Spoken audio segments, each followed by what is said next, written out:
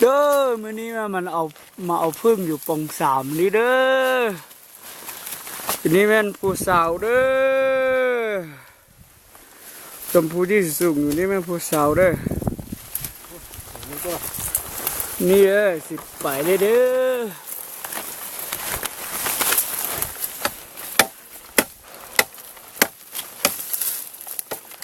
อยู่ดีเด้อลูกก็ปอกไข่แล้วดาเด้อนู่นน่ะติ้งไข่ตรงมันดาเด้อมื้อนี้เด้ออันวือมาเอาเกี่ยวเนี่ยเด้อเอาเด้อเอาพากันเด้อปอรุ่นห้าสิแน่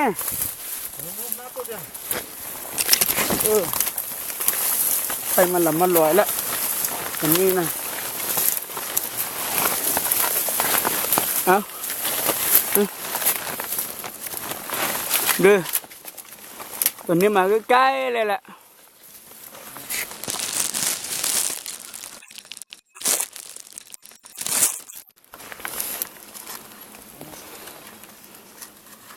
ใหญ่บ่ใหญ่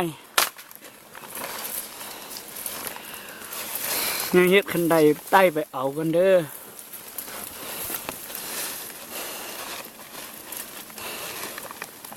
เบิ่งเด้อเอาหญ้าปันนี้เด้อบ่แม่นสิเอาง่ายๆเด้อ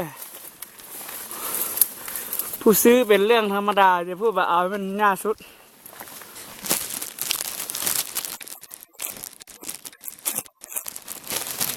ปลอมเอาด้วยใช้ธรรมชาติมึงเลยนี่แม่นน้ำผึ้งธรรมชาติเด้อเอามาในใดเลยในนั่นเด้อต้องเดียวเลยครับ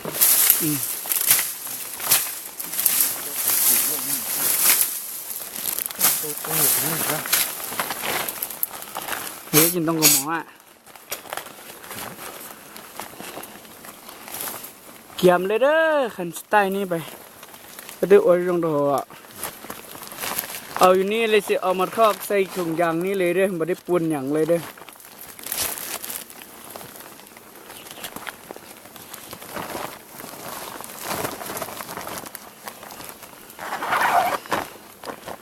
ขึ้นเลยเด้อ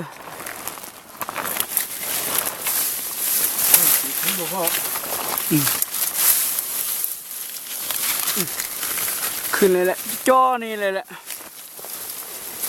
ตัวจะพึ่งก็ตัวจะชิจ้า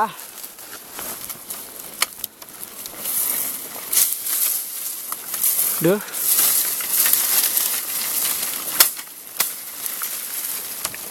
เปลแล้วผู้เปลมาเอาเด้อแบบนี้นะก็บอกมันง่ายเด้อ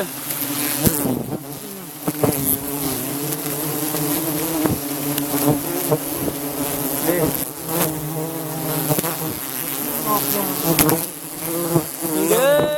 งามเด้อ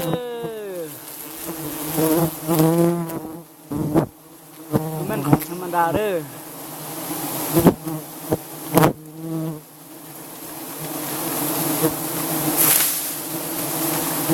ดิเบิ่งเด้อหลายแบบนี้เด้อ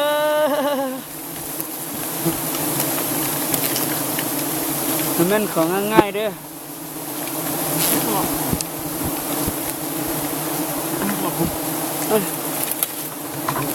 เด้อเอาคู่ไปตักได้เด้อ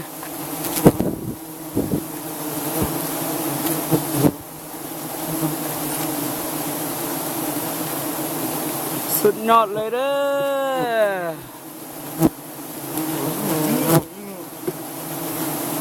มายีหรอตีล่อรวยอ่ะจิมั่ว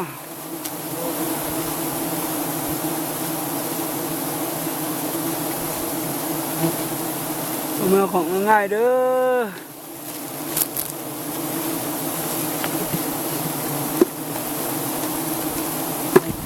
ผมมั่วอย่าจะมั่วบ่พิชิตคนเลยแน่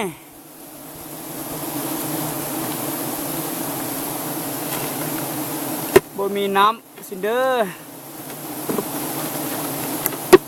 lúc kia thì tôn thùng đấy ạ hiện nan đấy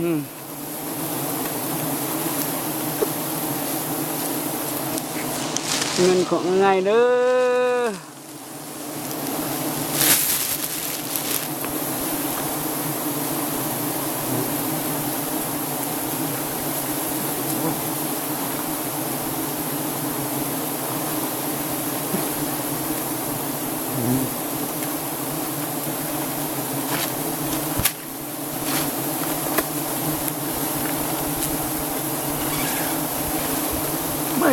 mấyมือว่าเลยเด้ออันนี้ออกเนี่ยนี่หมดแล้ว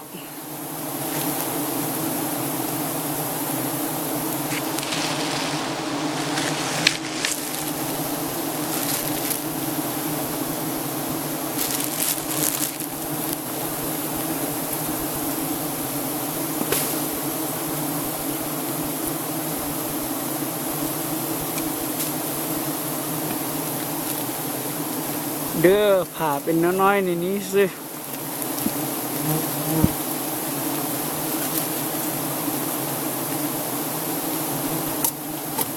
นี่เบนปัญญังเด้อ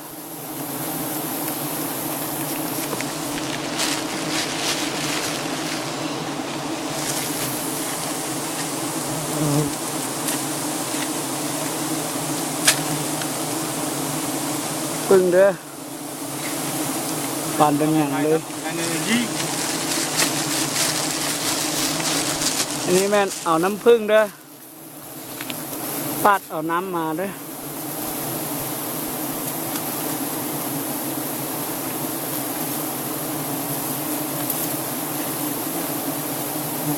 คุณแม่ของง่ายเด้อ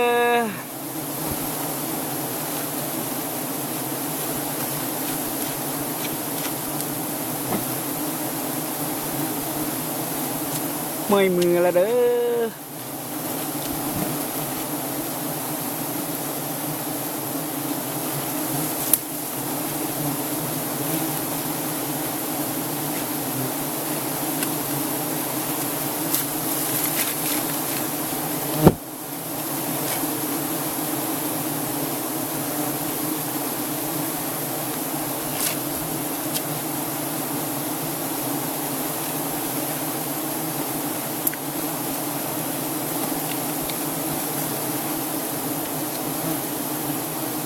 โคตรขนาดเด้อ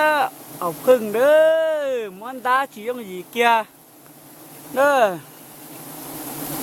เนื้อเราตีจ้องพงษาอยู่ปุ่มปอมสามเด้อใกล้กับภูสาวเด้อ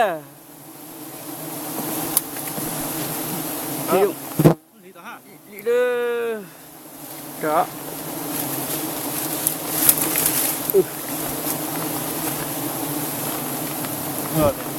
เดี๋ยวยี่เกียร์ ôi vô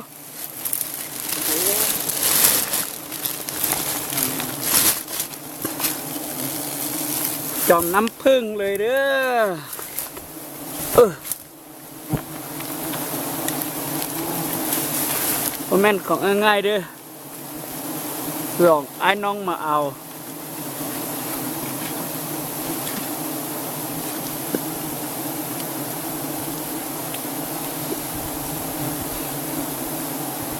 บนมีน้ำหลายปันไดกันมีหลายนั่นก็ได้หลายเด้อ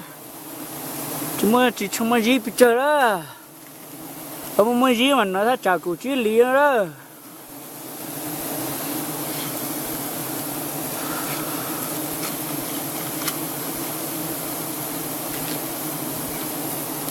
หลายที่สุด